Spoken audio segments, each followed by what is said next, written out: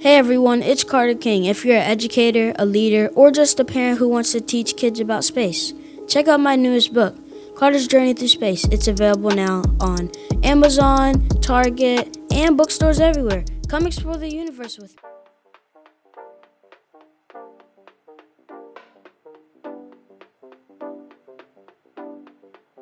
Welcome to another episode of the Contagious Culture Podcast. I'm your host, Kyle King, and the goal of this podcast is simple: to help you create environments where people thrive.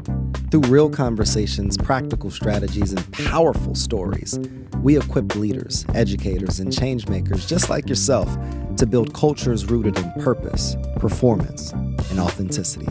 Because culture isn't something you talk about, it's something you live. This is the Contagious Culture Podcast. Let's get started.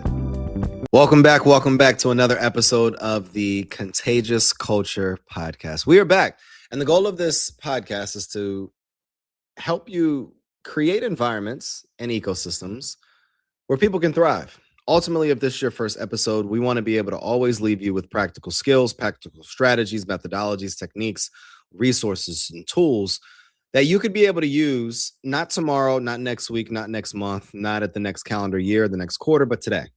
We want to always be able to start with some foundation. We want to invite you into the conversation, and we want to provide you some expertise, some advice that you can either take and it can scale up the work that you're doing, or you can come back later and be able to utilize it when it's time for you and when it's the season for you to be able to utilize it. So let's get to it. Dan, how you feeling? I'm good, man. It's 80 plus here today. This is great, except for the fact it's going to go to the 40s tomorrow. But we need this light, man. We need this light in our life. You know, it's interesting. I feel like I'm the only person that never checks the weather, and I get dressed and I'm literally always wearing the wrong thing. It's like when it's hot, I have on a full suit. When it's cold, I have on shorts and a polo. When it's raining, I have on like suede shoes. When it's like just unbearably hot, I have on like a suede coat. Like, it's just the weirdest thing. I mean, shout out to Dad. When I was growing up and I wanted to watch cartoons and we woke up at the same time, he would make me watch the news every morning while I ate my cereal. And not only does my name rhyme with many things, I was Dan the Weatherman because I always knew what the weather was going to be like. Dan the Weatherman. Yeah, so that's it's one of the many Dan thes nicknames. Nah, I love it. And today, you know, it's interesting. We were having a conversation before we got on about a lot of things, but one of the things that really resonated with me is today we're going to talk about the slow burn of relationships and how relationship building in the nonprofit space doesn't have to suck if you do it intentionally, if you understand how to do it with integrity, and if you bring people through a process of invitation and immersion rather than just transaction. And earlier today, crazy story, Dan. I should have screenshotted you this madness that I received in my LinkedIn. And for this person, I hope you're watching in because I'm talking about you. I got a LinkedIn message earlier today that like jumped directly to, and it's interesting because I thought it would spam. It jumped directly to saying, "Hey Kyle, we're building something meaningful at this specific organization. We're currently looking for volunteers who want to give time and skills to, and then donors to help us save with, I don't want to tell the organization. And then community and corporate partners for our upcoming events. If you believe in second chances and strengthening communities, we'd love to connect and explore how you can be a part of this work. Your support creates real impact for individuals rebuilding their lives, ready to get involved, visit, or click the website." I was like, all right, I can dig it.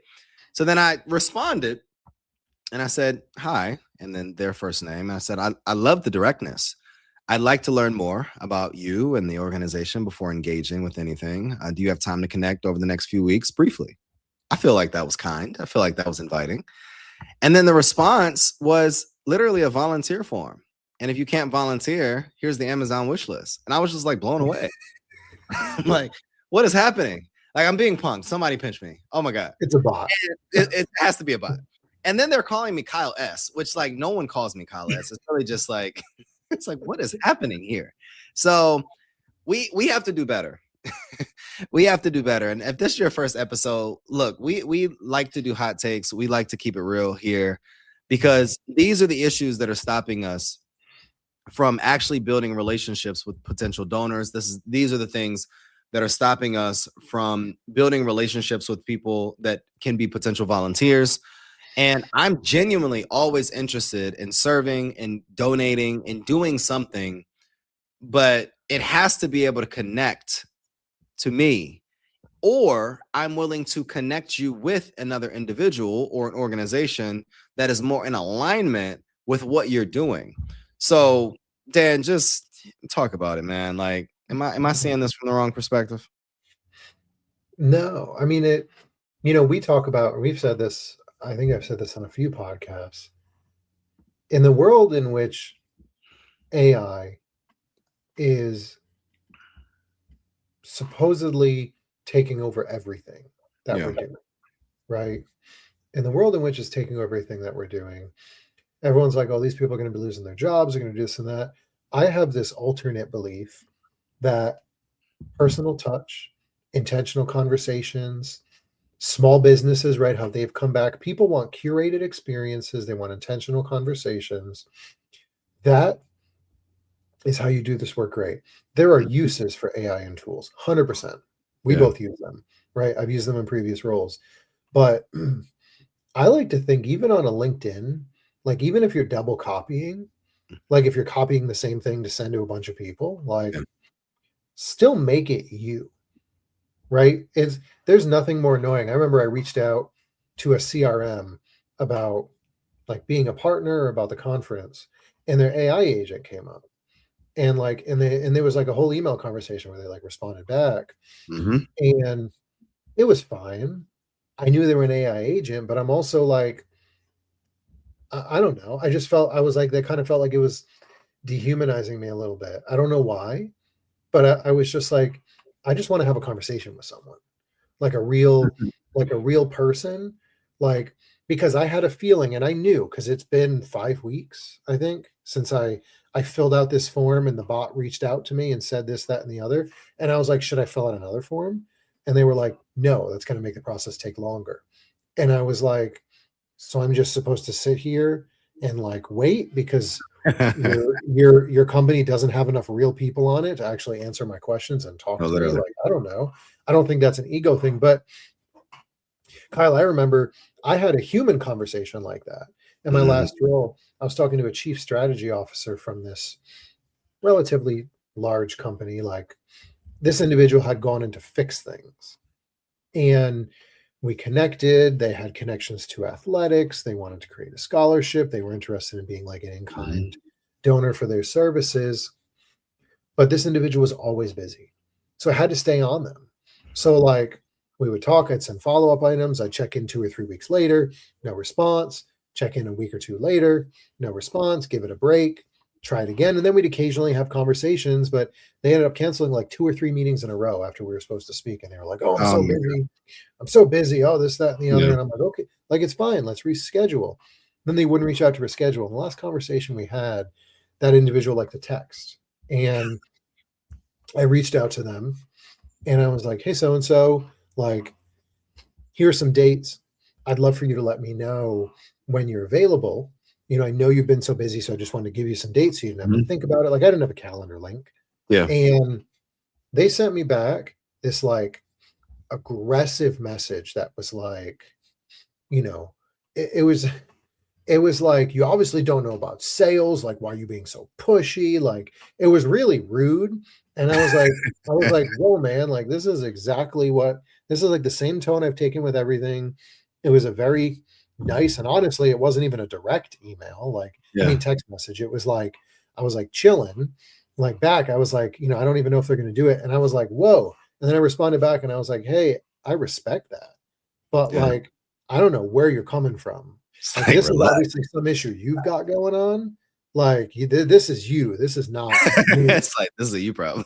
And I was like, I'm done talking to you. Like, you're not worth, you know, that's not worth my time. But we talk about that slow burn.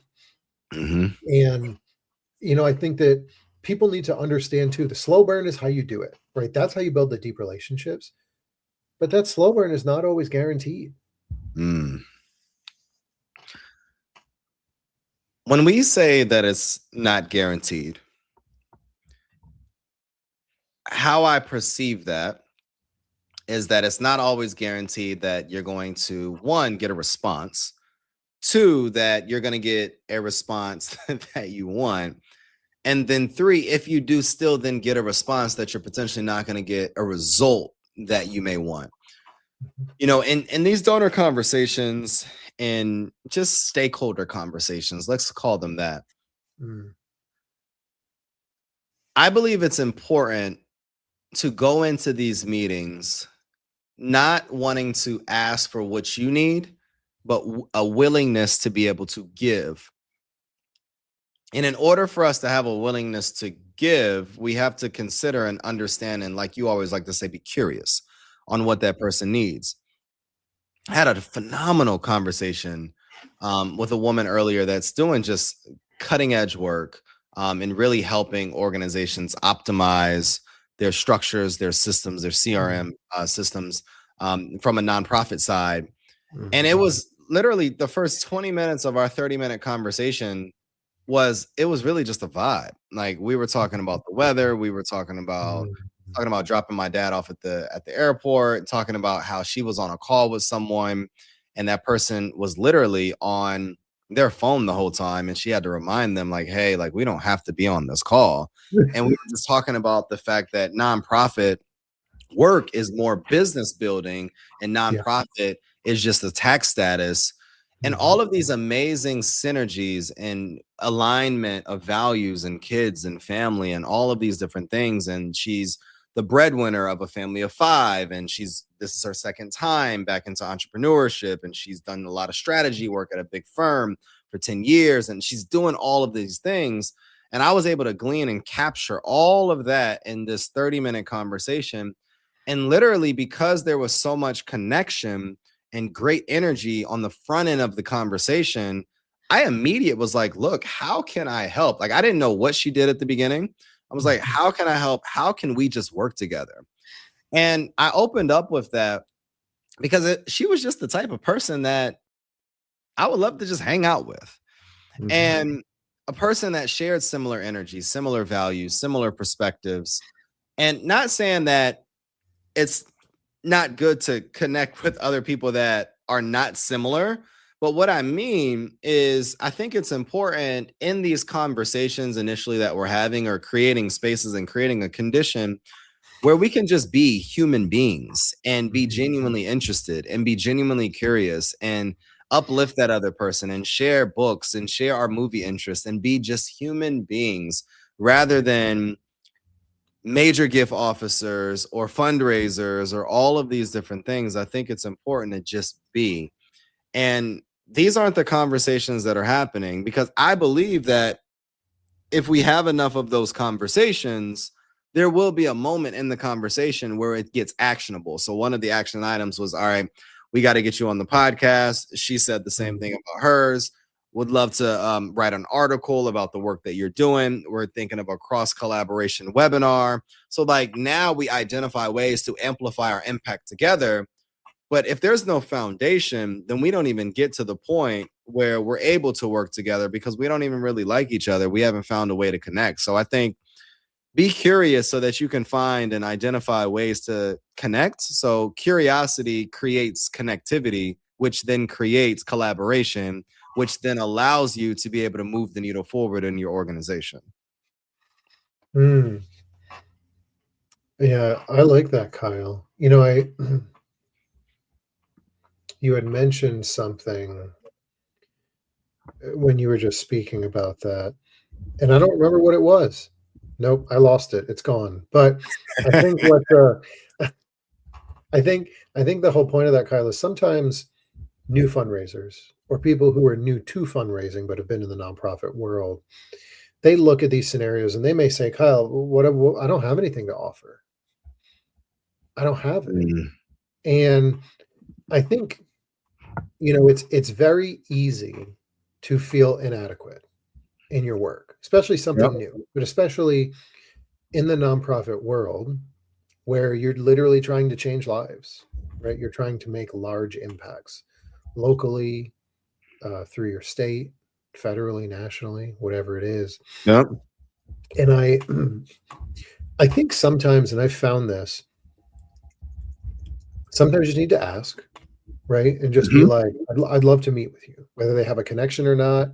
Usually if you're reaching out to someone, there's some sort of connection, Yeah, of right? course. Maybe it's not individually, maybe it's tactically, maybe it's uh, interest wise. But Yep. I think that sometimes when people get there, they're going to be like, well, Kyle, you're trying to think, what can you offer them? I don't know. I know all about this organization, but I don't know what I can offer them. I don't know what that means.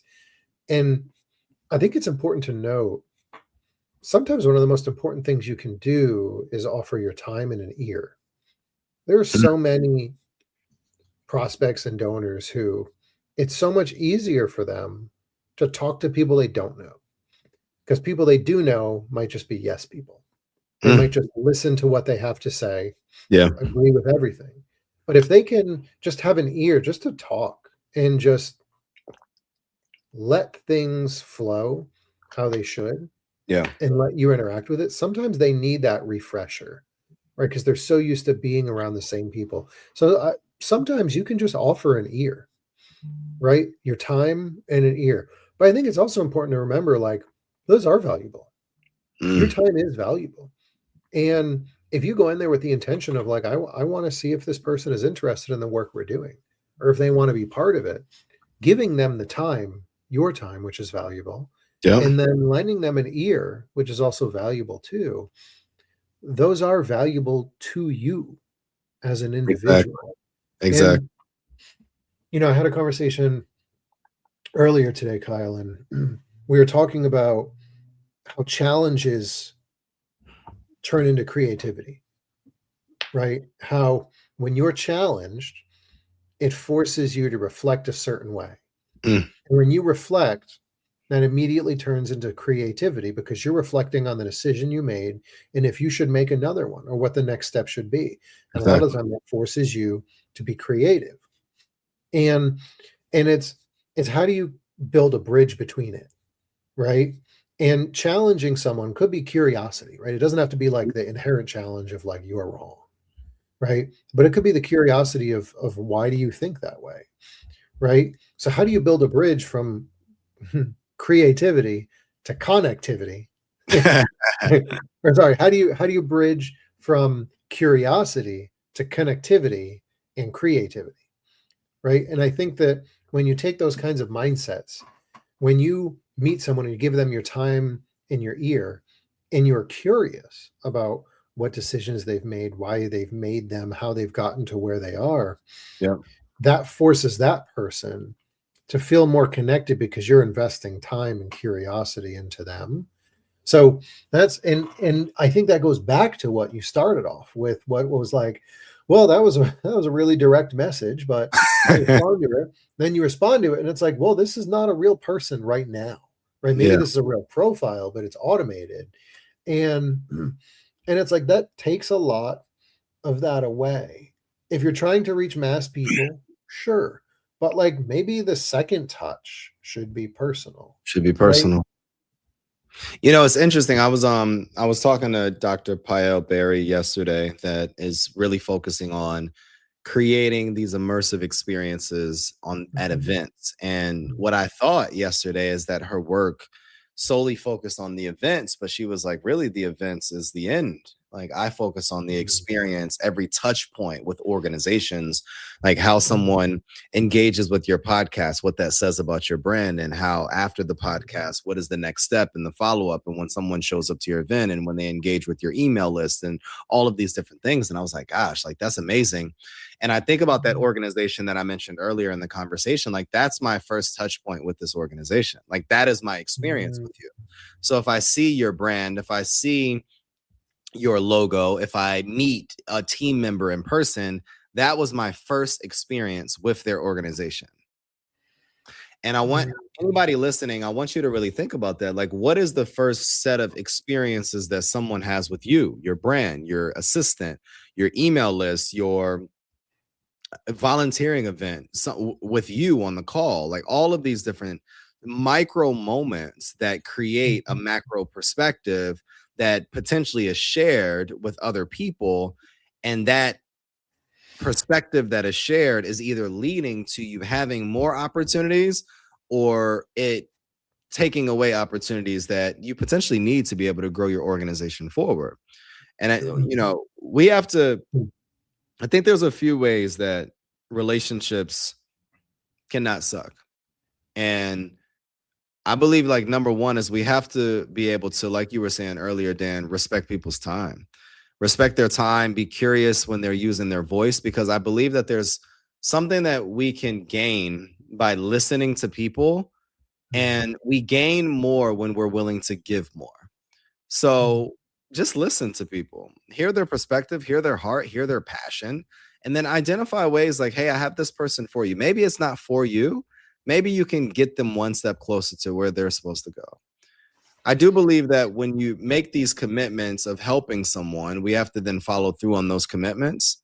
We have to take intentional time to invest in people on these calls and invest in these conversations, whether it's a 15-minute call. Like if you don't have time in your calendar, then block 2 days out of the week, make 15-minute calendar slots. And if you only have time for 30 minutes, just connect with 2 people potentially a week.